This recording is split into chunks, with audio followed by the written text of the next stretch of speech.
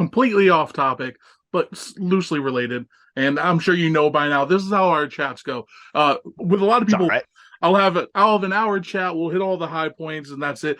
But I like to break in. I like to get into the grid of everything because I'm a big wrestling nerd.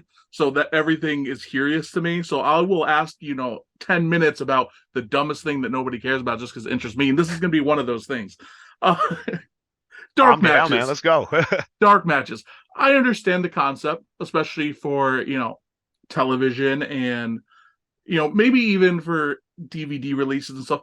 What do you think about dark matches on the indies in general? Like, it's a little different with NWA because NWA, they have television, Championship Wrestling, they have their show. What do you think of the concept of dark matches? Before, your local indie, they have 7 matches on the main show, and then they have 2 matches ahead of time that they call the dark match that nobody's going to see anyway.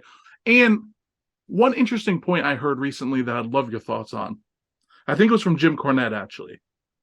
He doesn't really understand the point of putting on these dark matches with green guys ahead of the show because you're conditioning the audience to just see not necessarily the best wrestling right when the show starts. What are your thoughts on that? Because I've never thought of it from that perspective before, ever. So I thought it was interesting. I mean, I'm not big on that. I don't think an indie that's not being like, I mean, if you're recording and releasing like bigger shows, obviously like super indies like that, but even PWG never had like dark matches. ROH, it kind of made sense because they were usually taping either something for, HDNet or a big DVD release. So sometimes having what are more like buffer matches than dark matches, although they are dark in that they do not air. That kind of makes sense. But yeah, like on your regular old indie, it's like, dude, if the guy's not ready, don't throw him out there at all. Certainly don't throw him out there first because that's when the crowd is going to be their freshest, which isn't the fairest way to determine because they're kind of ready to see anything. So if it goes even a little well, it's going to give them a false sense of accomplishment. Like, oh, it's like, no, man, you had the crowd when they were at their easiest. Being first is the best. Mm-hmm. If you know anything about any wrestler who doesn't want to go first, is tripping Yeah, because it is the best. You get to set the tone. You get them when they're hungry. And you're right, doing those like dark matches before it, then that true match one, they're not that hungry anymore. They had some stale chips on the table uh, before the appetizers came. it's a good way And of putting it. so it's just like in that regard, I absolutely agree. I wouldn't throw the green guys out there, especially not first. If anything, throw them right after intermission in a multi-man match where they're not going to be exposed. Team them with a vet or put them in a six-man, that's structured and controlled by guys that know what they're doing. That way they at least can learn to be in front of a crowd and have to respond to them, to more than just your classmates or fellow trainees, whatever. That's the best way to do it, I think. Throwing out a guy, in a 3-minute match with a guy who really knows what they're doing doesn't really do them that much benefit. Yeah, they're in front of a crowd, but it's not a true crowd in that you're getting them when they're either A, not focused because they're not sitting down yet, which is also not a fair barometer for anything.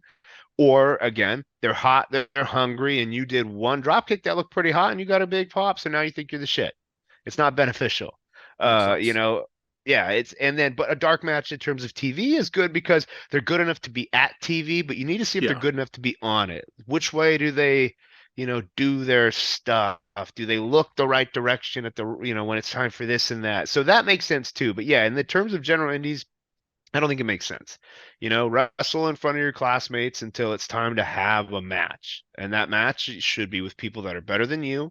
That way you can listen and you can learn and you can make mistakes without hurting anybody and that you can learn from. That's the way to do it. I'm always big on guys being like, if there's four experienced guys and two pretty new guys. That's a good way for those two new guys to learn. And again, Well, don't put them first because that's not fair. That's not fair to the guys who earn and deserve to be first and get that kind of easy night with the hot crowd. And it's just, it's not a true reading of whether or not you had connected with them in any way. plus, we did talk about the merits of squash matches and short matches and enhancement Yeah. talent, however you want to word it, in the last interview. And it seems like if instead of throwing those out in the beginning, if you sprinkle him in throughout the show to help the pacing of the show, the ups and downs. Again, I don't know what I'm talking about. I'm just throwing out my thoughts as a Nope. fan, and but to me, that would seem like a better way to balance the show than throwing it all out in the beginning. And this is my Yeah, thought process. you just it's the same. It's the same with anything. You only get to make one first impression, and once that first bell rings for the night, that is your first impression on the crowd, and it should be your best foot forward, not an experiment. You bring your A game to shows, and if you need to throw a little B or C in there for a dip, that's fine because every show should have some ebb and flow to it.